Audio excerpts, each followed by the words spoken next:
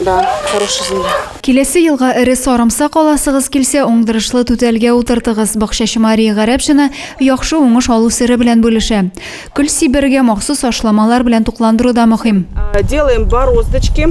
После того, как сделали бороздочки, используем вот такой вот помогатор, можно сказать. Делаем глубокую ямку.